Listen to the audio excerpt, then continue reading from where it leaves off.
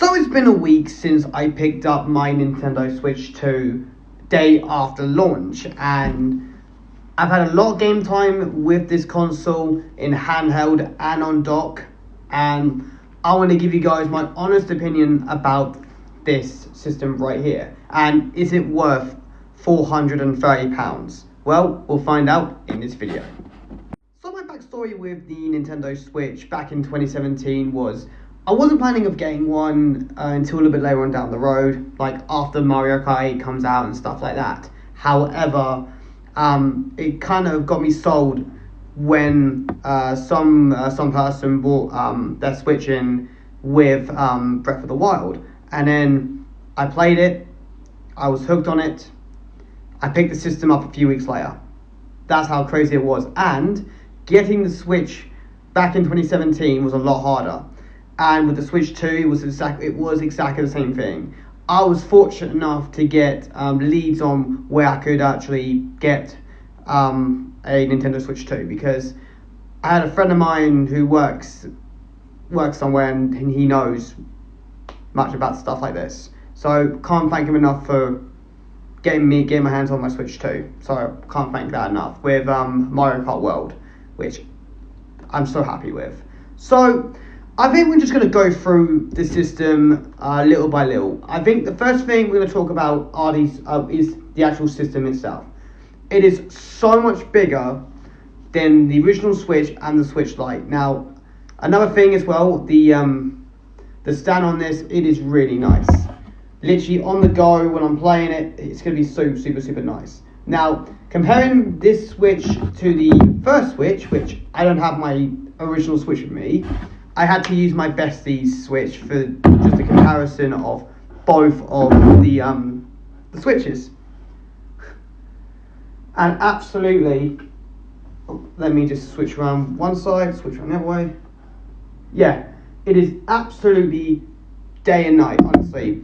Switch 2 is a lot more bigger, looks a lot more combined, looks so much nicer than the Switch and the Switch Lite, which I do have, and the Switch Lite is teeny tiny. When I was playing with my Switch 2 and then playing with the Switch Lite, I was like, man, that is so tiny. It reminds me of like a PSP or a DS, because it feels so tiny, but it's such a great machine. And yeah, next is the Joy-Cons. Now, the original Joy-Cons on these, I didn't mind them. Honestly, I didn't mind the up and down and putting them in together. Many people did complain that after a while the Joy-Cons just comes off automatically and it's not really that fun. However, with the Switch 2, one of my favourite things, comes in, comes out. Because there's magnets on the back here, or they're not really magnets, but they're just like, there's a clicky button. I just enjoy taking them off on both sides. Now, it took me quite a while to get used to it, but that's how, getting used to a console is. Sometimes it's like you gotta get used to it, and it took me about 2 or 3 days to get used to the actual Joy-Cons. But the feel on these Joy-Cons are 10 times better than the original, because I can feel them now. These are absolutely smaller. Everything on there felt so much smaller, confined to the D-pad on here. It is so nice. Now, that's mainly, actually, I've forgotten there's more. 2 USB chargers on top and bottom. Speakers are so much nicer. There's more. You can have 4K, 1080p, HDR support on the system compared to the original Switch. There's Game Chat on here, which I have not used, but I've heard it's really good. But when that does happen, I might do an update video on that. But follow up to the Joy-Cons, I want to say as well, they are a lot more better to hold and to play with. Like, compared to the original, like, Switch, like, it feels so cramped in your hands and you can't really use it that much. Compared to the Switch 2, on both sides, even if you have the one side, which is this side here, it feels 10 times better. Like, I was playing Mario Kart with my bestie last night, and she said the same thing that I said beforehand with another friend of mine. The Joy-Cons are a lot more bigger, and with small hands, like I do, they are so much better. And I just think it is just a really nice, big and compact system. It's just such a good thing for it. Now, the biggest drawback with the Switch 2, there's only a couple I can see at this point in time.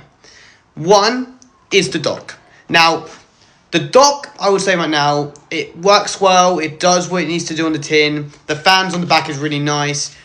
The only little problem, and it's just a little teeny tiny thing on this dock, is it's a little bit flimsy. It was the same thing with the first Switch. It was like the first Switch was a little bit flimsy. When you put the dock in, docks can move up and down from time to time, and so does the system. This one, like the docks, it works so well, but it's just a couple of inner bits. It's just this bit here. Other than that, that's fine. And then the only little system that I did kind of got into is the battery life on this system. It depends on the game you're playing. Now, with me, Mario Kart World is what I've been playing the most of. And I had a good full-on session. I went from 100% on a full charge at about, yesterday or the day after, about 1 o'clock in the afternoon. Played it for about a couple of hours. And it went from like 100% to about 20-30%.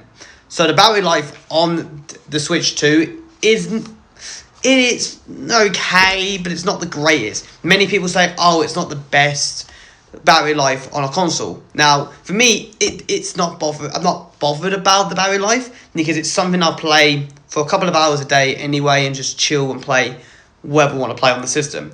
Because most of my gaming is on consoles, on a big console like the PlayStation or Xbox, but on the Go gaming, it's not a big deal.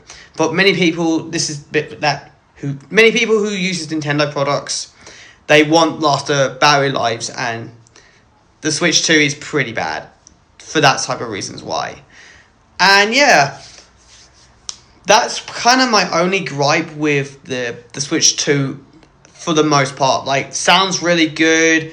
The joysticks are nice. The buttons feels nice. I think the whole package is really, really good. To summarize the Nintendo Switch 2 in a few ways, and is this worth £430 on launch? Well, it depends on the situation you have with yourself and the Switch. For example, do you want an upgrade? Do you want to play Mario Kart World on launch day or play it down the road?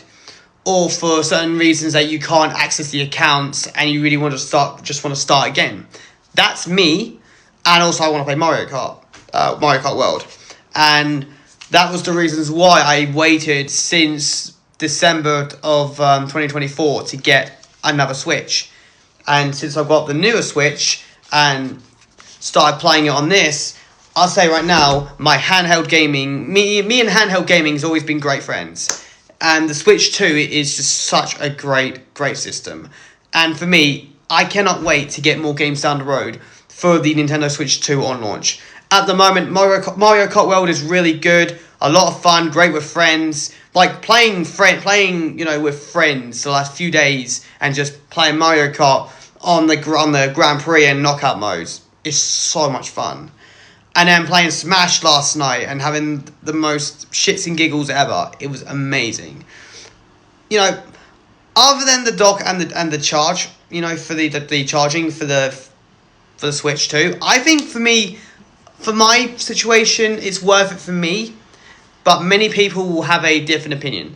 If they're thinking, my Switch is absolutely fine, or they've got the OLED Switch, then yeah, absolutely fine. You're thinking, I don't need a Switch 2 at this moment. I'll wait for a price drop. I totally understand that. But for me, it's kind of needed, to be fair with you. And now I've got a good Switch to use. Great games coming out soon.